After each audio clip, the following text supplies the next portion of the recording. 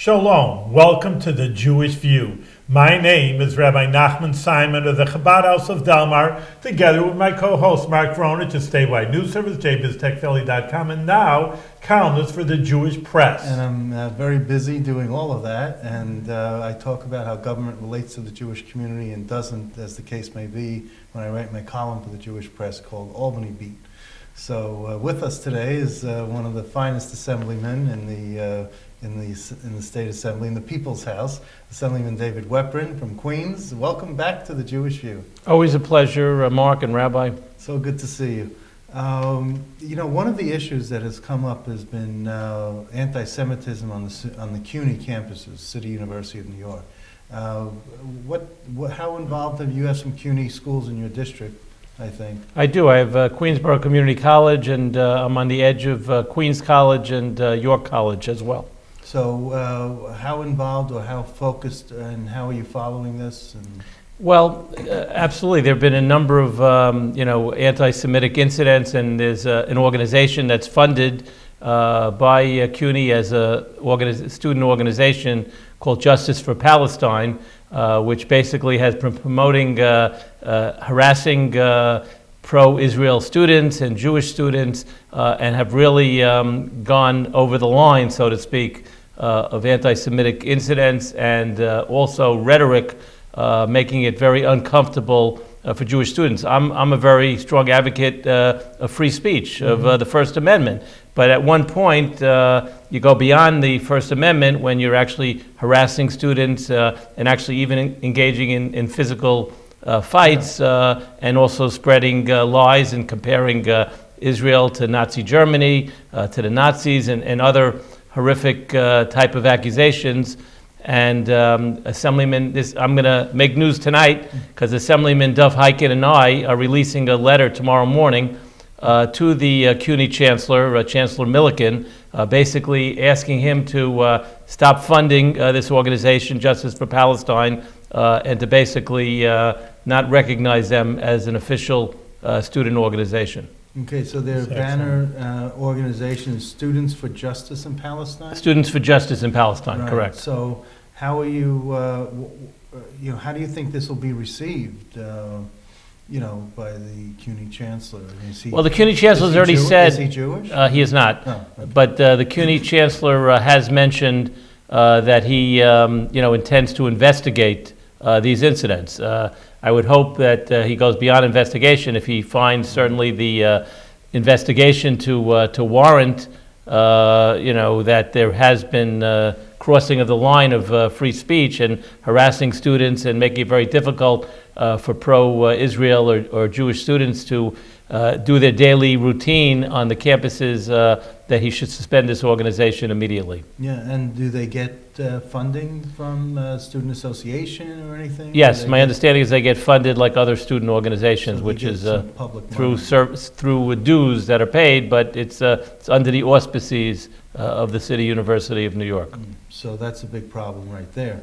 What have you known? So you've known this group to be going out and harassing. I mean, that it's this group in particular, not individuals. Correct. Okay. It's this particular student organization. I mean, obviously, individuals can do what they do, and obviously, if they involve in intimidation and bullying, Right. in physical harassment or even verbal harassment, there are other sanctions that CUNY can take on individuals. But here we're talking about an officially sanctioned student organization, so I don't think it should be something that CUNY is sanctioning. Right, absolutely. Okay, well, I'm glad you and You're on top of it, it's great. Have put this letter forward. That's very... it's just important for the Jewish community very important. To get advocates. Sometimes you have, there's enough Jewish politicians, maybe there should be more, but in any case that stick up for the Jewish people.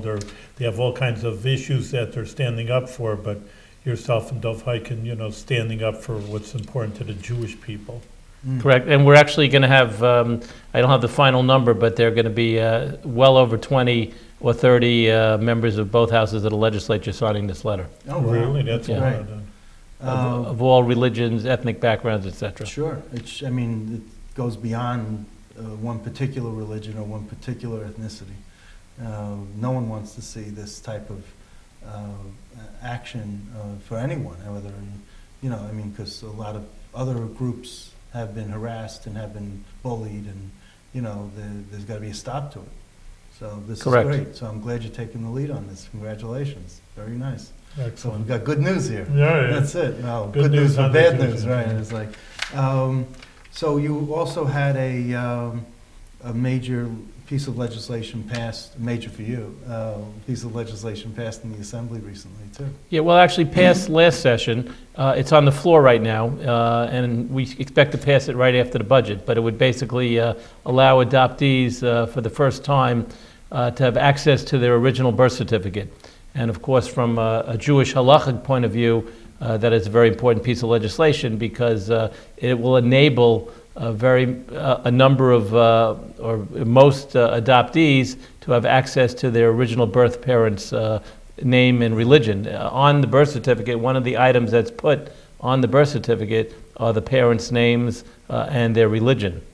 And, so it wouldn't be redacted in any way? There's nothing that would be redacted? Well, this is a compromise bill from the original bill, but if the birth mother does not object to releasing her own name, it won't be redacted. If the birth mother objects to her name being disclosed, then the other information can be disclosed, including religion or place of birth, etc. So that's the mother's, and what about the father? The father as well. Oh, okay. It would be up to both parents, but from a halachic point of view, we care about the mother. Well, Well, because it goes to the point where we always knew Whether who the someone's mother Jewish, was, right. not necessarily who the father was. Anyway. Well, Right. there's another point to it also, not even halacha, of course, that's very important to Jewish, but just the idea of the medical records. You go into the doctor and then they ask you, well, what did your mother die of? What did your father die of? Or, what is their disease?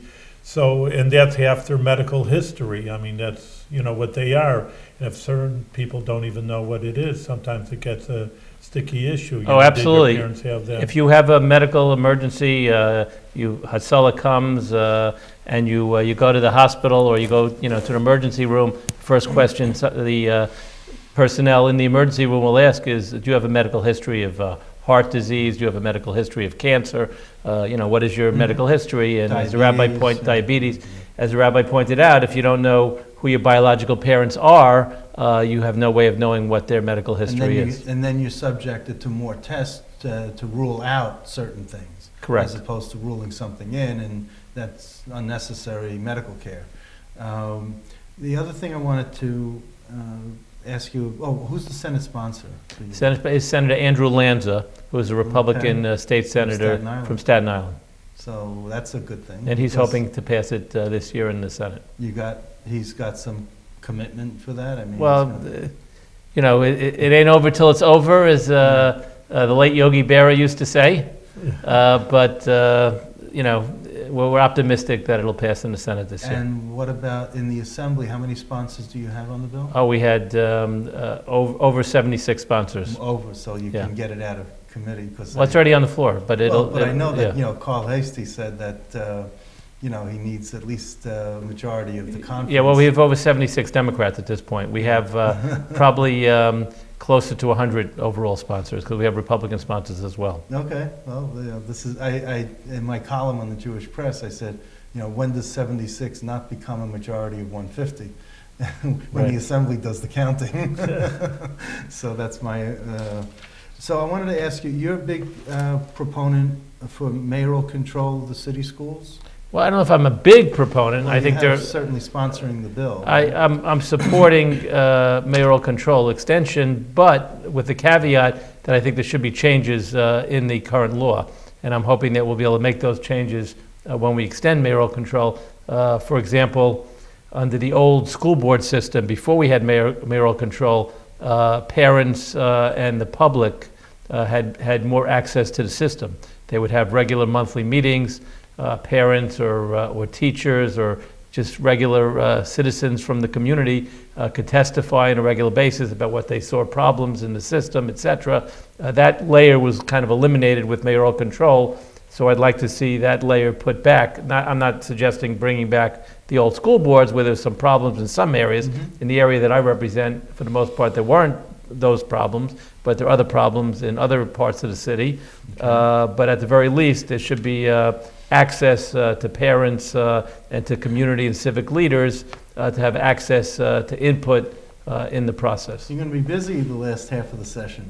Absolutely. As soon as we do the budget, I think that's one of the items that's outstanding Yeah. and we're going to be dealing with. You have an issue that's close to my heart, that you're sponsoring a bill, which is cameras in the courtroom. Yes. A Tell us newsman. what the potential of that. Well, we thought we had some momentum a couple of years ago Why when, don't you start with, what is the law now? Well- Start from the beginning, because you can't have cameras. the law is now that that you're not allowed to have cameras in the courtroom, so that's why we have sketch artists. So there are sketch artists there, doing sketches, et cetera. Even if everybody agrees, let's bring in the cameras, Right, it if the still ju- wouldn't you be can- You allowed? could petition the judge, and then the judge can ask the plaintiff and the defendant whether they want it. There was actually a program that my father had sponsored and my brother after him, which was an experimental program which was in effect for a number of years in New York State. That program expired. Right. That allowed for cameras in the courtroom all the time unless the litigants and the judge did not want it. So Right. there was a provision to not have it.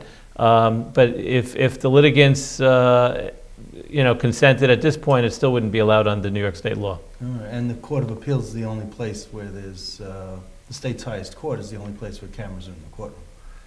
I don't know if they're in the courtroom under all their proceedings. Is that the case? Yeah. Okay. Well, then we're talking about trial courts, then. Right, exactly. Not appellate courts. Right. And the sketch artists are not always so good with their sketches. I was sitting through Shelley Silver's trial, and they were terrible. They made him out to look real bad, and he could have, Well, I guess it would depend on the newspaper What too. would be No, the new well, law, though? What were you proposing for the new law, that if everybody agrees there can be cameras? No. There would be allowed cameras, period, at an experimental basis, unless the judge felt it wasn't in the interest of justice to allow it in this particular case. But there would be that exception.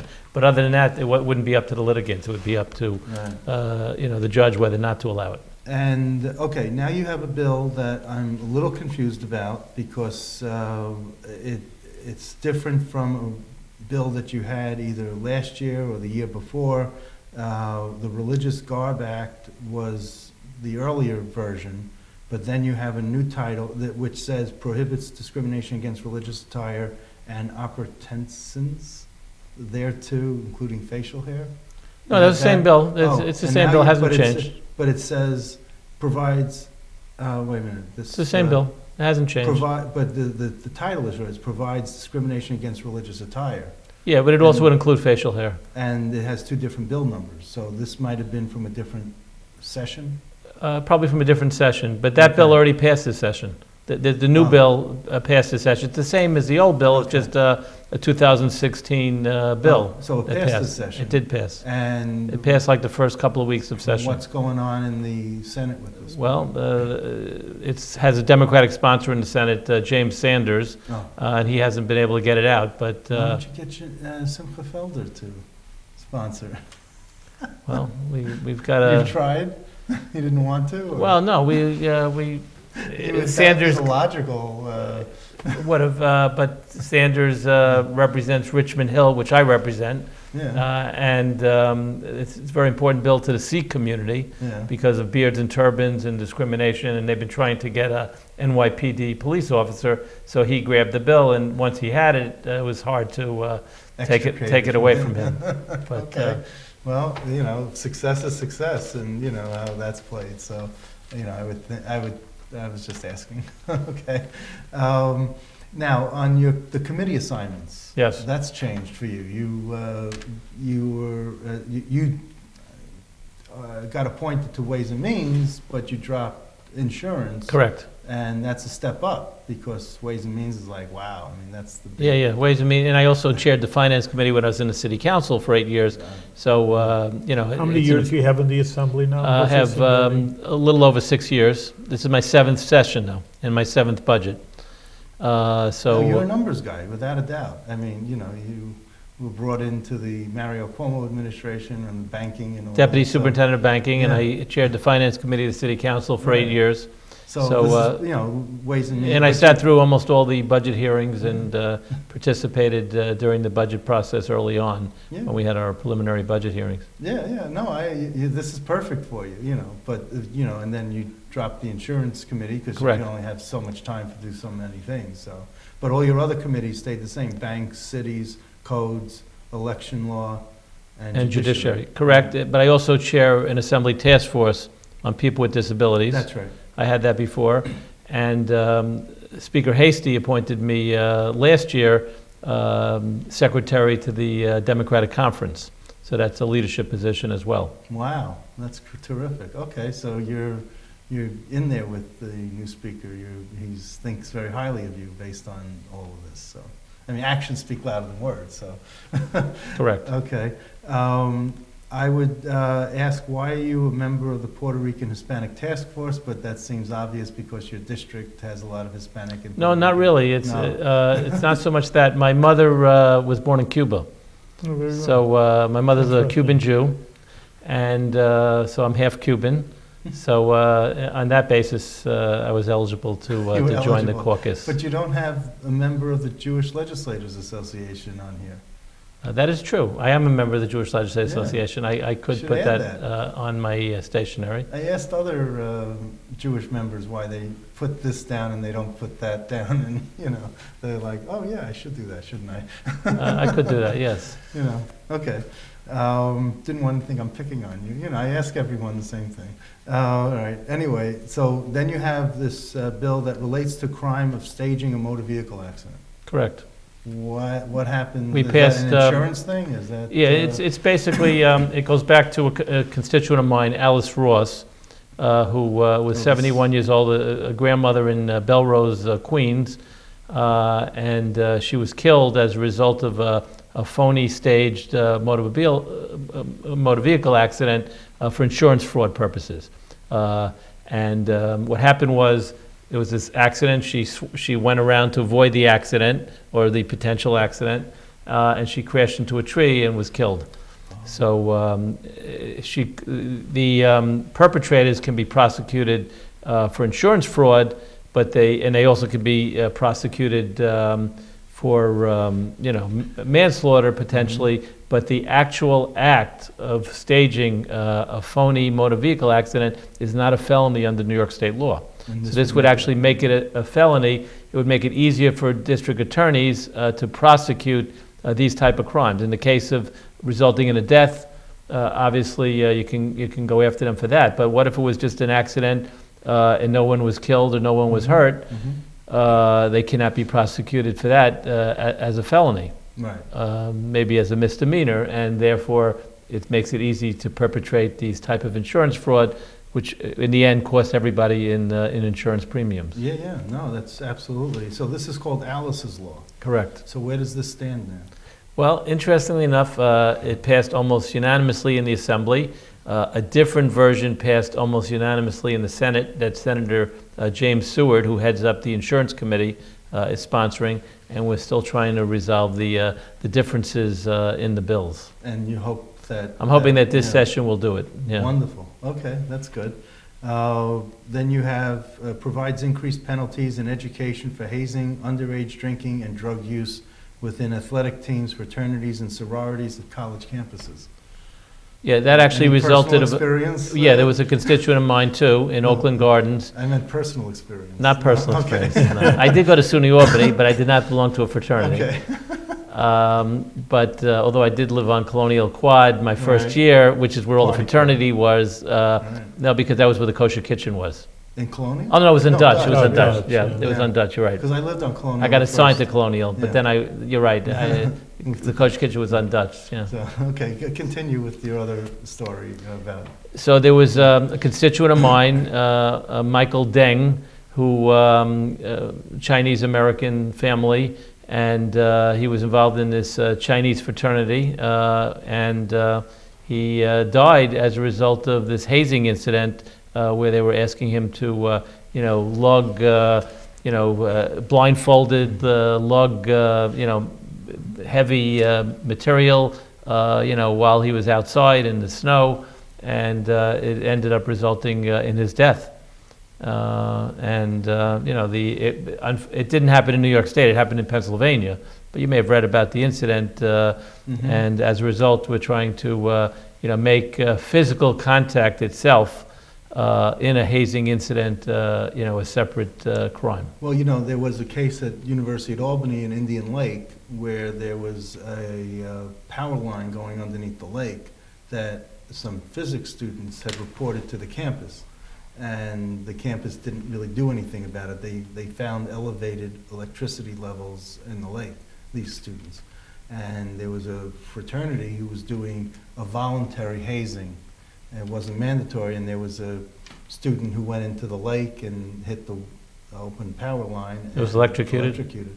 And the school had to pay a lot of money to the family, but you still lost, a bright Can't young man. replace your life. the So loss of the student. I'm just saying child. that there's, in case you need this this other story for bolster your bill, I'm here to help. Thank you.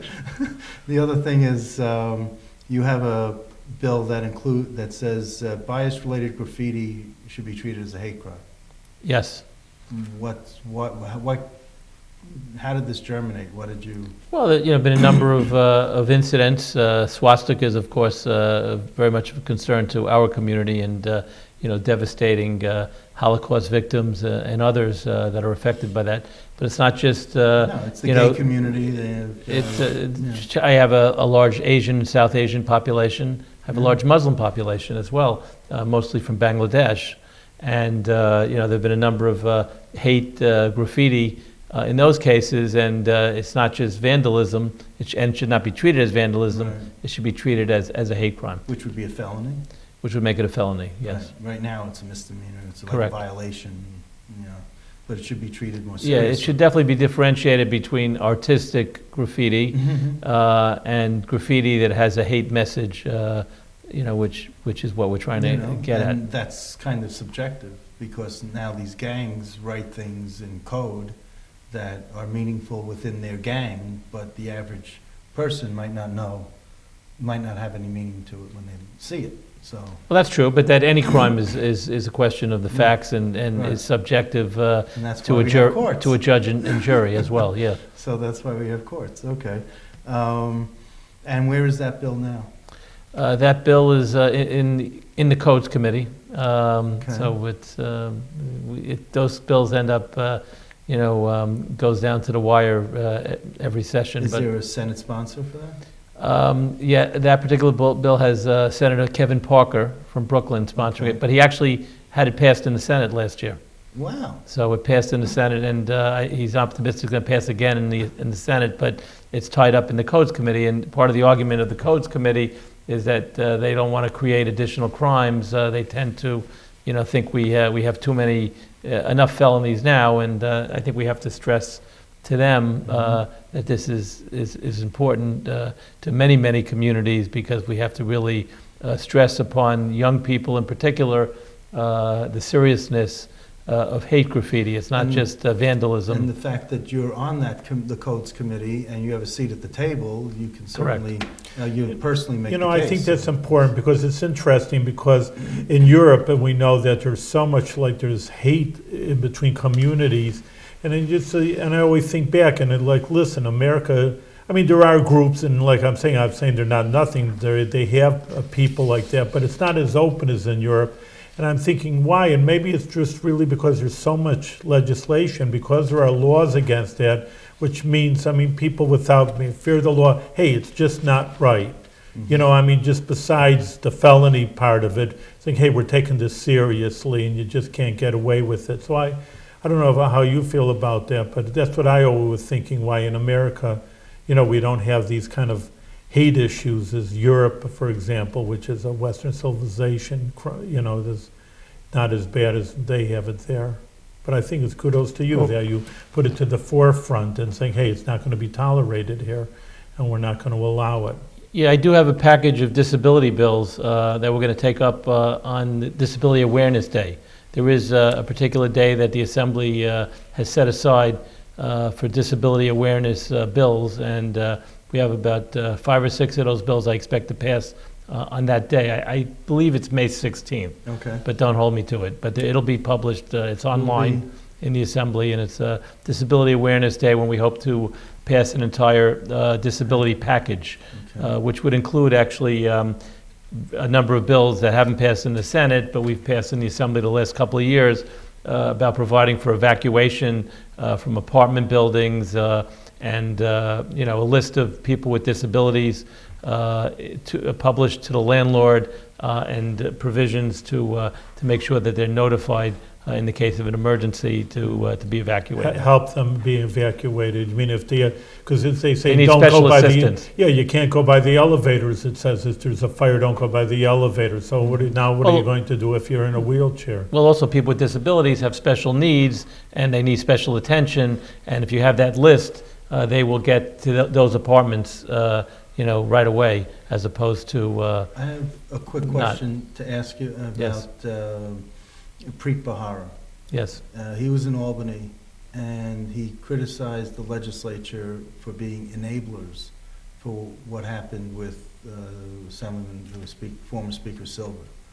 Do you feel you were an enabler? Do you take exception to what Preet Bharara said? I do take exception, and I think Preet Bharara is very naive in a lot of ways because he thinks, that there's all this blatant corruption up here. But I've been around the legislative process in Albany going back to my father's days. The 70s, 80s, 90s. I was a college student up here in the 70s, and I would say 99% of my colleagues, are hardworking, honest people. There are always a few bad apples, but it's certainly less prevalent in our industry than it is in private business and in other places. But I don't see Preet Bharara targeting industries, which certainly could be targeted for illegal acts, corruption, etc. But I don't think it's something that's inherent in the legislative process or in Albany. It's not like there's something in the air or in the water, that gets people to do illegal acts, basically. Because really, basically, we're talking, about illegal acts. In the case of former Speaker Sheldon Silver, I think in some ways they kind of changed the rules in the middle of the game. Legislature is part-time. I know we're talking about possibly making it full-time, possibly limiting outside income, but all the years that Speaker Silver was there, we did not have those rules in place. We don't get paid for a New York City legislator getting paid $79,500 for a full-time job is very hard to support your family, to bring up a family.